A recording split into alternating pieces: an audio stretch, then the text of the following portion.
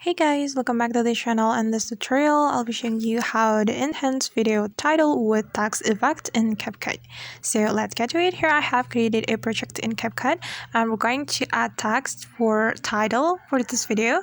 So the first thing we have to do, we can click on text right here, and instead of clicking on add text, we can click on text template to use the text template that CapCut provided for us. Alright, and if we want to make title for the video, we can click on title category right here and we can select the text template that CapCut provided for us, and you can choose it as you want. And for example, I'm going to select wait guys, I'm looking for the suitable text template for this video. Okay, and I'm going to select this one. So just tap on the effect that you want to add to your video. Then if we want to add the text, we just need to click on the text like this and we can edit as we want.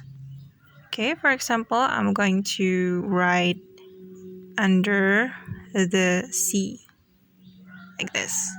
Sorry. And after we're done, we can click on this check mark. We can click on this check mark button, guys. Okay, and let's just adjust the text to the video. We can drag it like this. We can click on the text. Then we can drag it.